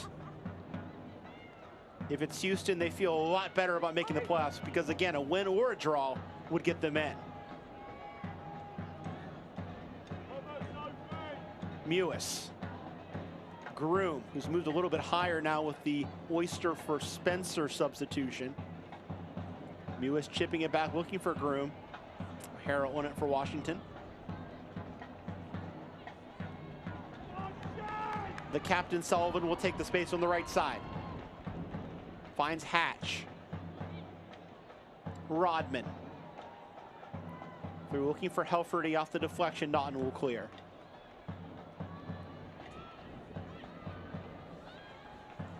O'Hara for Sonnet. Possession this half's been 60-40 Washington, after a pretty even first half when it was 53-47 Washington. Ball for Rodman. She's in the box. Rodman shot, and that might be the end of Houston's playoff hopes right there. Trinity Rodman. And Trinity Rodman, for me, all season long, shows up in big moments, in big plays, and that's exactly what she's done here. This was what made me nervous. 20 minutes to go, and Houston tried to go very defensive, obviously bringing in another center back to go 3 center backs across that back line with the wing backs of Chapman and Hansen to really solidify a back 5. But when you do go too defensive too early, it leaves you open moments for opportunities like this when you're pressing high up the pitch. It's unmarked at this back. Rodman, it's a brilliant run coming off that back shoulder of Dahlkemper. They're saying she was offside. No, it's a brilliant timed run, and there's just no pinching on that back end with Naughton and Dahlkemper. And Trinity Rodman makes this one look easy, giving Washington this 1-0 late goal with just almost probably 15 minutes to go with extra time. Her 6th goal of the season is a huge one. Again, Washington would be 3rd if they can win. Houston would be out if this result stays. It's going to be a fun final 15 North here at Audi Carolina Field. is watching this. Yes, and loving it right now. Loving this at the moment. Rachel Davis come back to get the ball again, trying to shake Julia Rotter. And now this is a difficult one because you've gone to 5 at the back. You got to send your fullbacks on or your wingbacks on high up the pitch. Leave yourself isolated. 3 at the back, dealing with these front runners of Washington. Go for it. Get service into the box. Keep Rachel Daly high. Keep Nichelle Prince high. Put players like a Sophie Schmidt into the box for service with that aerial battle. You have to go for this game. Schmidt trying to play it for Prince, goes all the way through. Houston was able to get a late equalizer. The last time these two teams met back on August the 13th, it was Michaela Abam in the 83rd minute to salvage a 2-2 draw. They need some magic again here at Audi Field. James Clarkson has decisions to make. Yeah, and I think it was too early to go with 5 at the back, if I'm honest. But now what he can do is like I just alluded to, send your wingbacks forward, get them high up the pitch, get service from wide areas, especially down the left-hand side with Alicia Chapman. Another chance for Rodman. This time broken up by Megan Oyster. It will be a corner for Washington, though. I feel like the setting here in Washington it's very spooky. I mean, the weather there, it's dark to light. It's really setting the scene for October 31st. It's going to be spooky season for the Dash, especially if they can't get a goal back. And just another year of them not being able to clinch the playoff spot.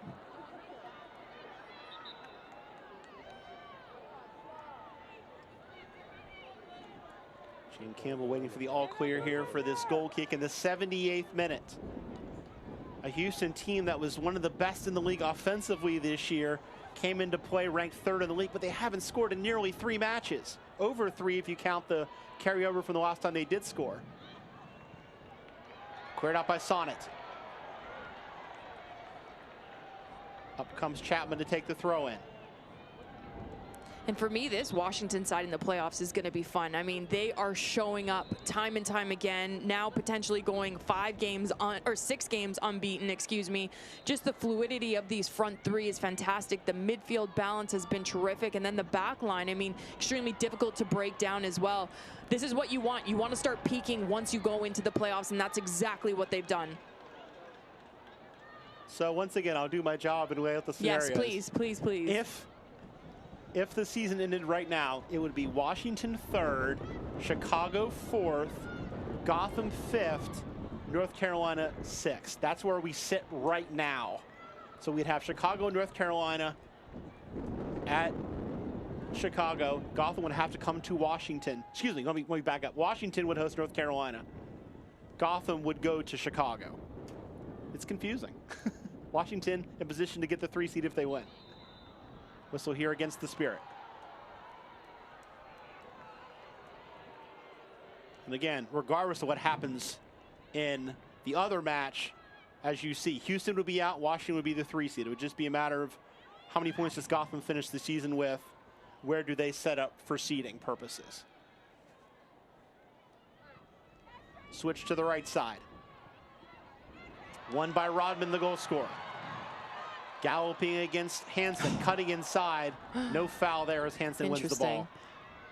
And if you're Vlatko watching, so it comes along for Prince and the flag is up. If you're Vlatko watching this game, I mean, Trinity Rodman has to be on your radar. She has to get a call up into this national team. I think she's just shown that this season. Yes, she's really young, and definitely there's some aspects of her game where she can mature. But I think surrounding herself with top quality players in this nation, she can only continue to get better. I mean, she's completely undressed Abby Dahlkemper in that back line, and Dahlkemper is one of your best center backs with your U.S. women's national team. I mean, made this goal, quite frankly, look easy because of vision and awareness off the ball, got in behind that back shoulder, and then just had the quality to finish this opportunity.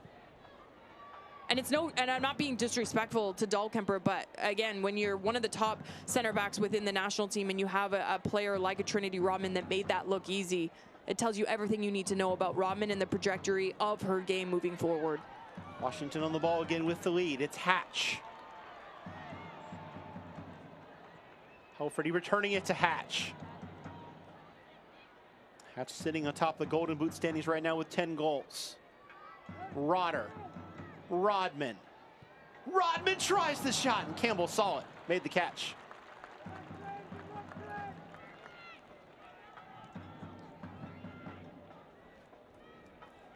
Mewis. Early ball looking for Rachel Daly, who's had a quiet day, especially in the second half. To the top of the 18.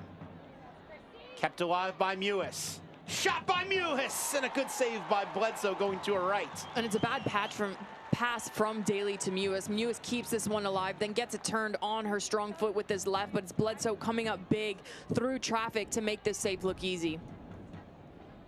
She'll kill some time here, but really one of the best chances the Dash have had, just because, like you said, Mewis kept that alive against O'Hara. And look at the defensive work of Washington. They're forcing these shots outside this 18-yard box, so give credit where credit's due. Bledsoe's come up big, but Washington's backline and midfield has made it so difficult for Houston to get in dangerous areas.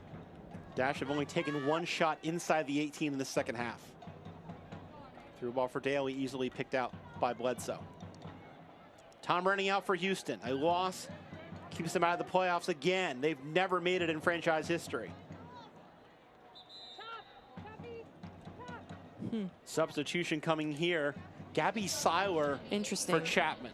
Really interesting sub for me, and obviously trying to pack this midfield, and I alluded to it early that this midfield just hasn't had a good performance. I think Seiler should have been subbed on way earlier into this match, but not subbed out from someone like an Alicia Chapman. I mean, Chapman gives you that service that they need in this game. Put her higher up the pitch.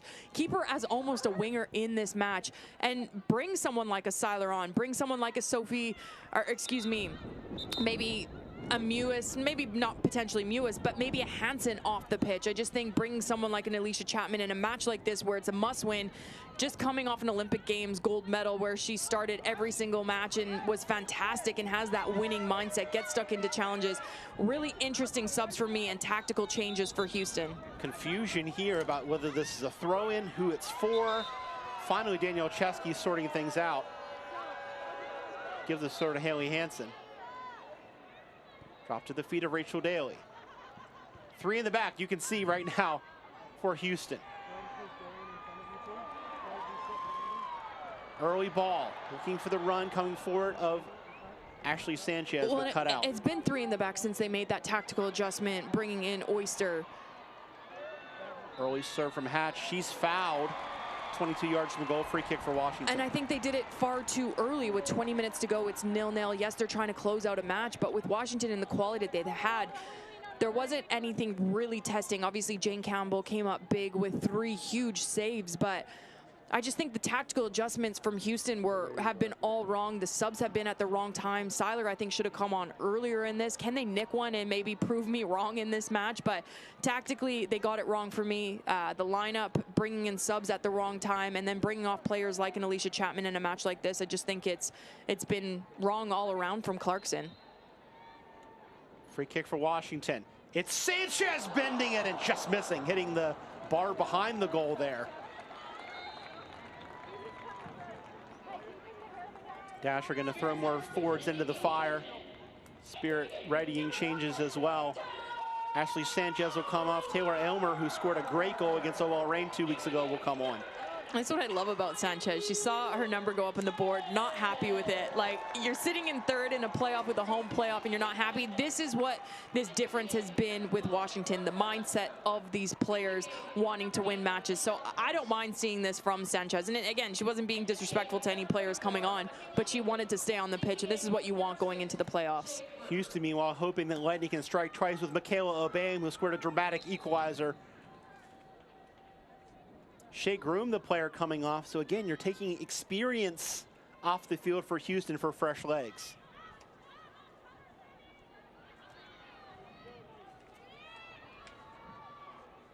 Haley Hansen, early ball in towards the BAM. but easy catch for Bledsoe. Yeah, and I love that you touched on that. I mean, bringing someone like a Groom off that can always, you know, maybe get in the heads of defenders. She always affects the game. Bring someone like a Sophie Schmidt off, a defensive midfielder that hasn't had an outstanding game here tonight, if we're being completely honest. Keep Groom on. Go more attacking. Yes, bring a Bam on. I think this is the right decision to bring a player like her on just to add a little bit of a spark. But, again, a wrong sub for me.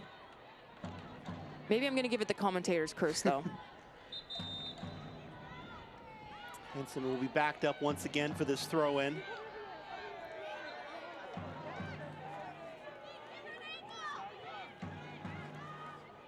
Finally tossed back to Dahlkemper for Katie Naughton. Touched on by Mewis. She'll get it back. Played in towards the top of the 18. Cut up by Elmer. Now it's Bailey. Ball through, looking for Michaela Abam on the left side of the box. Tackle in from O'Hara will give away a corner kick. Abam will leave it for Christy Mewis. Dash have looked their most dangerous on set pieces. They would love to nick one here, get a goal, tie this game, and potentially make the playoffs off that goal. The serve from Mewis. Towards the penalty spot, towards Oyster, and headed into the hands of Bledsoe. Megan Oyster had a good look against her former club, and now Aubrey Bledsoe is shaken up. And this is Bledsoe just killing minutes off the clock. This is a good, experienced goalkeeper in the league. Another fantastic ball from Christy Mewis down this left-hand side. Oyster unmarked in the box, just can't generate enough power to beat Bledsoe. Good feet from Bledsoe, though. You can just see her tracking this the whole way. And again, just not enough power to beat a goalkeeper of Aubrey Bledsoe. You saw Veronica Latsko in there as well. She came in for Prince as well in that double substitution. So again, you're taking off an experienced forward for Latsko, who's had a good year, but doesn't have the experience that Nichelle Prince does with a gold medal. Yeah, I know I've been really hard of Clarkson, but I think tactically he's got it wrong. I think the substitutions have been wrong. Again, there's a little bit of time left in this match, so hopefully I won't be eating my words, but tactically I think he's going to go back and look at this match and say, look, shouldn't have probably brought in Oyster to go to a back five with 20 minutes to go against a good Washington side. And then the tactical adjustments, or excuse me, the substitutes bringing off the bench. And I think Sadler should have came on earlier in this match. The fact that Sophie Schmidt is still in a game like this as a defensive midfielder when you're trying to go for it, bringing someone like an Alicia Chapman off with the service that she can bring down this left-hand side and the bite she can bring, a Groom that always affects a match, whether it's getting in players' head, getting stuck into tackles, or getting on the half turn in those tight pockets of space, and then bringing someone like a Nichelle Prince off that always makes something happen. Houston's gone cold at exactly the wrong time offensively. They're creeping up on 300 minutes without scoring a goal. Cross from Latsko wins a corner. Might be a throw in deep. It will be a throw deep for Hansen. If you're a Courage fan watching this game at the moment, oh, feel bad for you. Spooky season for them for sure. No pun intended. You've had a couple good ones today with your Halloween jokes. I'm digging it. A couple. Here's Latsko for Hansen. Return for Veronica Latsko. Turned over and cleared. Campbell's all the way up. Plays it for Oyster. Service in from Dahlkemper. Headed down towards Michaela Abam. Cleared by O'Hara. Schmidt nods it down. If this holds, can we get a quick recap of who Washington would play? Yes, if this holds, they will play North Carolina. That would be now, the 3-6 game. Obviously, North Carolina fans watching this and thanking Trinity Rodman. They won't be thanking if these two teams do collide. They've had some great matches this year, too. Schmidt looking for Mewis. Stolen away by Andy Sullivan and cleared towards midfield. Dash will try again. It's Oyster. Into the 90th minute. Served in and headed away.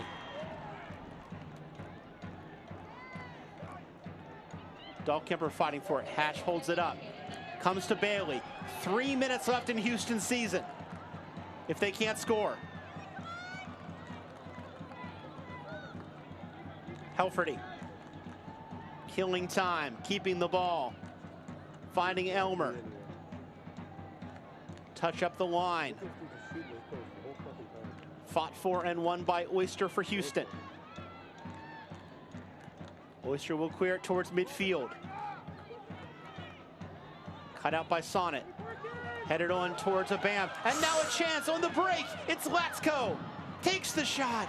And it's saved by Bledsoe. And the wrong decision again from Latsko. I mean, good defensive work from Washington just to take the sting out of Latsko's shot here. But Latsko has this late runner, and I don't know if she does not see it. But again, first thought, gets behind this back line of Washington. First time we've actually seen this all game, breaking them down. But Latsko, difficult angle, and I believe it's a BAM that is going to that 6-yard box. I would have loved to see Latsko just keep this one on the ground and whip this one in for late running a BAM.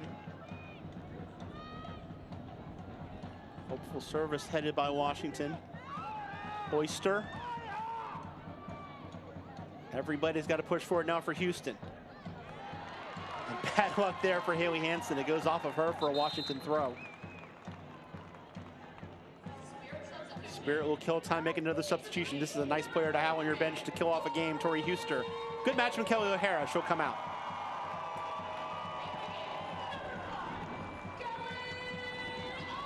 Danielle Chesky will hasten the substitution, push Kelly O'Hara off the field.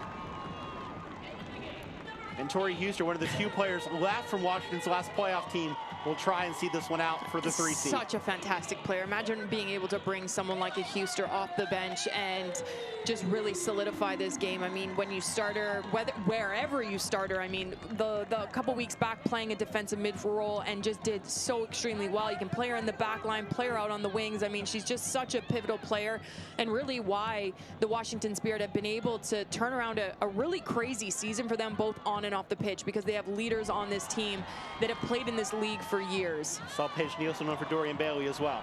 Rodman, the goal scorer, fighting for this one. And it will be a corner for Washington. Abby Dahlkemper will drop it off. Houston's just got to clear and hope here. Hope you can get a through ball, hope you can get a goal. Washington can kill this with a second one. Yeah, Washington just need to play short here. I mean, just 15 seconds left in this match. Play short, make it difficult, frustrate this Houston side, keep this in this corner. Played short for Rodman. Helferty playing it for Sullivan. That'll go up for another Spirit throw and more time to kill for Washington.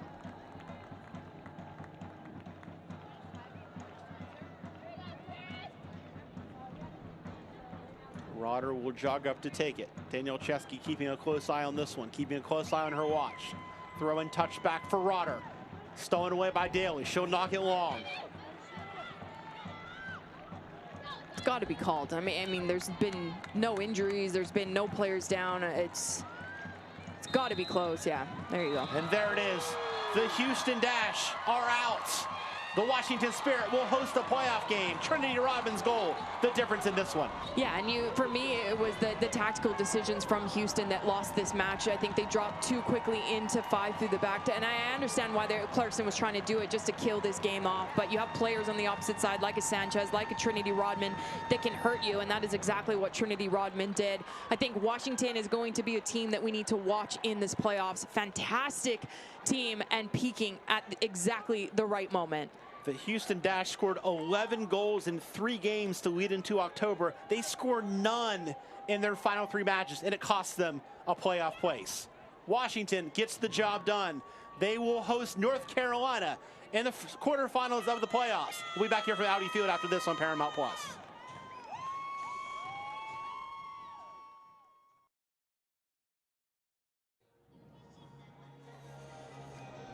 Joy for Trinity Rodman of the Washington Spirit. They get the job done at Audi Field. They beat the Houston Dash 1-0 to lock up the number 3 seed in the NWSL playoffs in a home match next weekend. And by the way, with 2 games forfeited due to COVID, I mean, it's outstanding what Washington have done. Not only what's gone on off the pitch and on the pitch, but just to have the mindset of the team. You look at the team camaraderie right now in this circle saying, you know what, we're number 3 and we're 3 for a reason. Take a look at the standings. The playoff field is set. Portland 1, OO Reign 2, Washington 3, Chicago 4, Gotham 5, North Carolina 6. North Carolina at Washington next week, Gotham at Chicago next week. We'll let you know the matchups and times as soon as we know them. We know it's going to be at 2. We know it's going to be 2 o'clock for the first quarterfinal, and then 5:30 for the second. But we don't know which game will be which. It doesn't matter. I mean, all these games, you look at what's happened, and we're going to jump to the highlights, but you look at what's happened within the season and just how exciting it's been. It's been a fantastic 2021 season, and I cannot wait for the playoffs because teams are peaking at the right moments. And then jumping to these highlights, for me, it was Washington. I mean, defensively, that back line, so difficult to break down. And you've seen it here. Obviously, Sanchez has come alive since this season.